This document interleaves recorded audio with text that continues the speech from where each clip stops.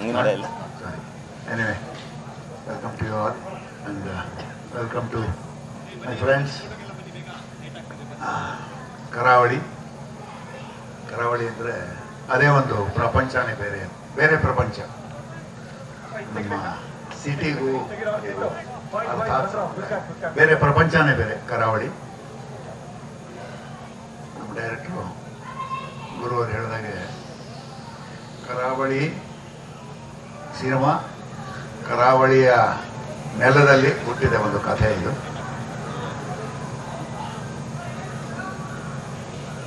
ಈ ನಮ್ಮ ಕರಾವಳಿಯ ಟೀಸರ್ ನೋಡಿದ್ರೆ ಗೊತ್ತಾಗುತ್ತೆ. ಕಂಬಳದ ನಮ್ಮ ಕೋಣಗಳಿದೆ. ಸೊ ಕಂಬಳದ ಸುತ್ತ ನಡೆಯುವ ಕಥೆ ಕರಾವಳಿ. ಕಥೆಯ ಜೊತೆಗೆ ಕರಾವಳಿಯಲ್ಲಿ ಇರುವ ಅದರ ನೆಲ, ನದಿಗಳು, ನೀರು, ತೋಟಗಳು, ಗದ್ದೆ, ಅಲ್ಲಿಯ ಬಿಸಿಲು, ಅಲ್ಲಿಯ ಮಳೆ ಎಲ್ಲ ಒಂದು ಕ್ಯಾರೆಕ್ಟರ್ಸು ಈ ಕಥೆಯಲ್ಲಿದೆ. ಇಷ್ಟು ಮಾತ್ರ ಹೇಳಬಲ್ಲೆ. ಅಫ್ಕೋರ್ಸ್ ಕಥೆಯ ಬಗ್ಗೆ ದೀರ್ಘವಾಗಿ ನಿರ್ದೇಶಕರು ಹೇಳ್ತಾರೆ. ಆ ಕಂಬಳದ ಕರಾವಳಿಯ ಕಥೆಯಲ್ಲಿ ಏನು ಬರುತ್ತೆ ಅಂದರೆ, ಅದರ ಆ ಮನೆತನದ ಅಂದರೆ ಆ ಕಂಬಳದ ಸ್ಪರ್ಧೆಗೆ ಕಂಬಳಗಳನ್ನು ಬೆಳೆಸೋ ಒಂದು ಮನೆತನದ ಕಥೆ. ಅಲ್ಲಿರೋ ಅದಕ್ಕೆ ಬೇಕಾಗಿರೋ ಆ ಸ್ಪರ್ಧೆಗೆ ಬೇಕಾಗಿರೋ ತಯಾರಿ, ಆ ಕೋಣಗಳನ್ನು ಹೇಗೆ ಮನೆಯ ಮಕ್ಕಳಂತೆ ನೋಡ್ಕೋತಾರೆ ಅನ್ನೋ ಕಥೆ ಅಲ್ಲಿಂದ ಶುರುವಾಗುತ್ತೆ. ಸ್ಪರ್ಧೆ, ಆಮೇಲೆ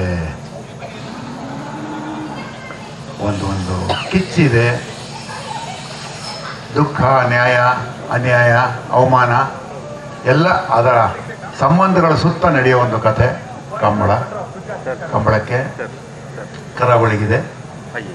ಸೊ ನಾವು ಈ ಜರ್ನಿನ ಬಹುಪಾಲು ಚಿತ್ರೀಕರಣದಲ್ಲಿ ಪಾಲ್ಗೊಂಡು ಅದನ್ನು ಮುಖತಃ ನೋಡಿದ್ದೀನಿ, ಅನುಭವಿಸಿದ್ದೀವಿ. ಅಫ್ಕೋರ್ಸ್ ಇದರ ತುಂಬ ಪಾತ್ರಗಳು ತುಂಬ ಇದ್ದಾರೆ. ಬಟ್ ಮೇಲಾಗಿ ನಾನು ಹೇಳೋದು ಒಂದು ಅಲ್ಲಿಯ ನೈಸರ್ಗಿಕ ವಾತಾವರಣನೇ ಒಂದು ಕ್ಯಾರೆಕ್ಟ್ರು. ಅದರ ಜೊತೆಗೆ ಇದರ ಚುಕ್ಕಾಣಿ ಹಿಡಿದಿರೋ ನಿರ್ದೇಶಕರು ಗುರುದತ್ತು, ಆಮೇಲೆ ನಮ್ಮ DOP ಅವರಿಬ್ಬರು ಒಂಥರ ಅವಳಿ ಜವಳಿ ಮಕ್ಕಳ ಥರನೇ ಕೆಲಸ ಮಾಡಿದ್ದಾರೆ. ಅದೇ ಥರ ಕೆಲಸನೂ ಮಾಡಿದ್ದಾರೆ. ಒಂದು ನಿರ್ದೇಶಕರನ್ನ ನಾನು ಒಂದು ಭಾಳ ಸ್ಟ್ರಿಕ್ಟ್ ಹೆಡ್ ಮಾಸ್ಟರ್ ಥರನೇ ನೋಡಿದ್ದೀನಿ. ಹೆಡ್ ಮಾಸ್ಟರ್ ಥರನೇ ಕೆಲಸ ಮಾಡಿದ್ದಾರೆ. ನಮ್ಮ ಜೊತೆನೂ ಅದೇ ಥರ ಕೆಲಸ ತಗೊಂಡಿದ್ದಾರೆ. ಹಾಗಾಗಿ ಭಾಳ ಖುಷಿ ಕೊಟ್ಟಿರೋ ಕೆಲಸ. ಆಮೇಲೆ ಪ್ರಜ್ವಲ್ ಇದ್ದಾರೆ, ರಾಜ್ಬಿ ಶೆಟ್ಟಿ ಅವರು ಇದ್ದಾರೆ ಪಾತ್ರ. ಸಂಪದ ಮಿತ್ರ ಅವರು, ಆತ್ಮೀಯ ಮಿತ್ರರು ಮಿತ್ರ ಇದ್ದಾರೆ. ಆಮೇಲೆ ಜೊತೆಗಾರರು ರವಿ, ಶ್ರೀರಾಮ್ ಎಲ್ಲ ಗೆಳೆಯರು ಸೇರಿ ಕೆಲಸ ಮಾಡಿದ್ರು. ಭಾಳ ಚೆನ್ನಾಗಿ ಕೆಲಸ ಮಾಡಿದ್ದಾರೆ. ಭಾಳ ಖುಷಿ ಕೊಟ್ಟಿದೆ.